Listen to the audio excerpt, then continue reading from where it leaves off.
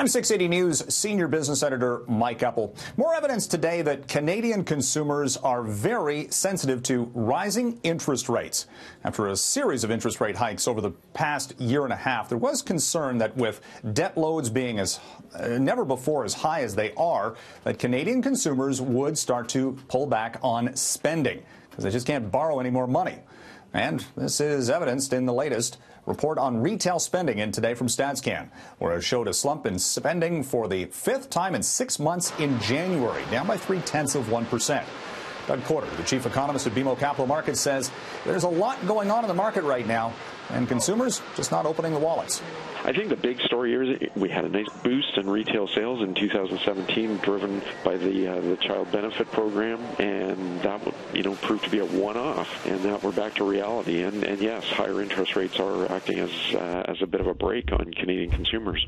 Now, that's one negative signal on the Canadian economy that we've had over the past little while, among others, or leading to the expectation that Canada's economy will slow over the course of this year. And the inflation numbers in this morning were not exactly indicating much growth in price pressures either, with the headline inflation rate at just 1.5%. And some potentially big trouble for Canada's agricultural industry, with all shipments of Canadian canola now blocked by China. China had previously said that they were not accepting as many shipments of Canadian canola products, citing pests that they found in some shipments. The folks at Agriculture Canada said there was no evidence of that. But now it is escalating to the tune of what cost of more than $2 billion, as Canada's canola shipments to China represent about 40% of the entire market for Canadian growers.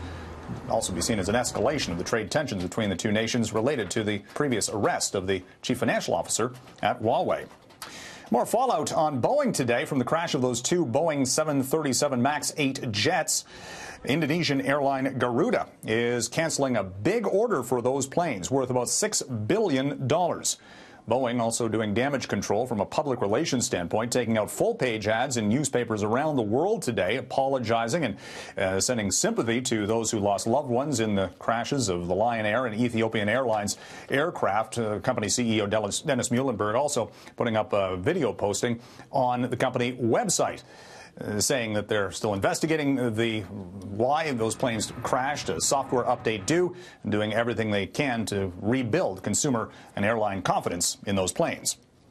General Motors bowing to some pressure from the White House. The Trump administration has been critical of GM for its previously announced job cuts in the U.S. Well, today, GM said it's going to invest $1.8 billion in 6 U.S. states, including creating 400 jobs in Michigan to build electric cars. Now, Ford Motor Company made a similar announcement yesterday to put more money into Michigan plants as well to build electric vehicles and self-driving technology. And what is expected to be one of the biggest tech stock sales ever, Uber is reportedly going to go with the New York Stock Exchange for its upcoming initial public stock sale. A little bit of a blow to the psyche of the NASDAQ, which typically holds all of the biggest names in tech. The NASDAQ will get the Lyft stock sale. The New York Stock Exchange not confirming the Uber details yet. They might also get a stock sale for Pinterest coming up in the next couple of months. From the 680 Newsroom, I'm Mike Epple for City News.